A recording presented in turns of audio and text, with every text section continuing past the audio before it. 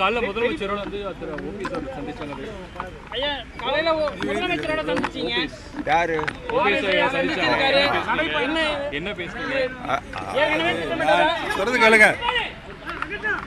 நான் சென்னையில் இருக்கின்ற பொழுது தியாசபிகள் சொசைட்டியில் நடைபயிற்சி மேற்கொள்வது வழக்கம். அந்த நடைபயிற்சியின் போது அவரும் நடைபயிற்சியில் இருந்தால் வணக்கம் சொல்லிவிட்டு செல்றோம். அனைத்திந்திய அண்ணா திராவிட முன்னேற்ற கழக ஒருங்கிணைப்பாளர் மதிப்பிற்குரிய ஓபிஎஸ் அவர்கள் தலைமையில் தொண்டர்கள் உரிமை மீட்பு குழுவின் உயர்நிலை குழு கூட்டம் நடைபெற்றது.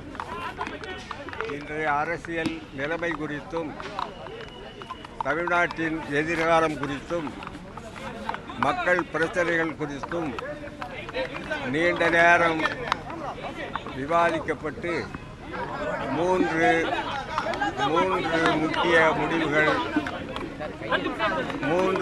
முடிவுகள் எடுக்கப்பட்டுள்ளன. முதலாவதாக இதுகாரும் தேசிய ஜனநாயக கூட்டணியில் தொண்டர்கள் உரிமை மீட்பு குழு இடம்பெற்றிருந்தது.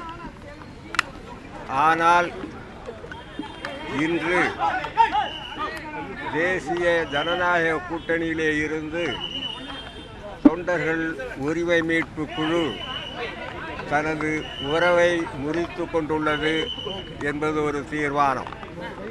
தேசிய ஜனநாயக கூட்டணியில் இனி தொண்டர்கள் உரிமை மீட்பு குழு இடம்பெறாது. இரண்டாவதாக தொண்டர்கள் உரிமை மீட்பு குழுவின் சார்பில் அதனுடைய தலைவர் கழக ஒருங்கிணைப்பாளர் ஓ பன்னீர்செல்வம் அவர்கள் விரைவில் தமிழ்நாட்டில் பல்வேறு இடங்களுக்கும் சுற்றுப்பயணம் செல்ல இருக்கிறார் என்பதையும் மகிழ்ச்சியுடன் தெரிவித்துக் கொள்கிறோம். மூன்றாவதாக எந்த கட்சியுடனும் கூட்டணி என்பது இன்றைய நிலையில் இல்லை. எதிர்காலத்தில் நிலைமைகளுக்கேற்ப கூட்டணியை முடிவு செய்யவும் தீர்மானிக்கப்பட்டுள்ளது. ஆகவே தேசிய ஜனநாயக கூட்டணியிலே இருந்த உறவு முறிக்கப்பட்டுள்ளது. அன்பிற்குரிய ஒருங்கிணைப்பாளர் அவர்கள் விரைவில் சுற்றுப்பயணம் மேற்கொள்ள இருக்கிறார்கள். எந்த கட்சியுடன் எதிர்காலத்தில் கூட்டணி என்பதை இன்னும் சிறிது காலம் கழித்து அரசியல் நிலவரம் குறித்து ஆராய்ந்து முடிவெடுக்கப்படும். என்ன காரணம்? தேசிய ஜனநாயக கூட்டணியிலிருந்து வெளியே வருவதற்கான என்ன காரணம்? காரணங்கள் நாடு அறிந்ததுதான். நாம் எடுத்து சொல்ல வேண்டிய அவசியம் இல்லை.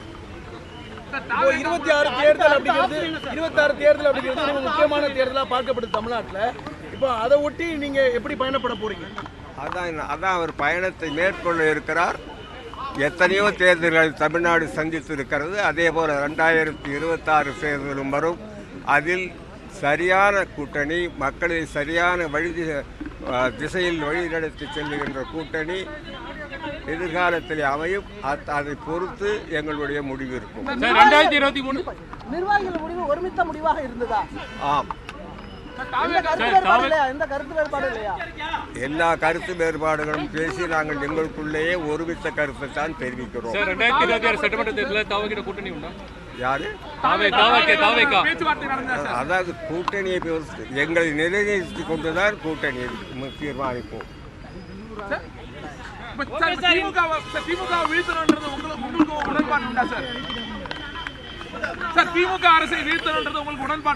யாரை வீழ்த்த வேண்டும் என்பது எங்களது குறிக்கோள் அல்ல. யாரையெல்லாம் வாழ்த்த வேண்டும் என்பதுதான் எங்கள் குறிக்கோள்.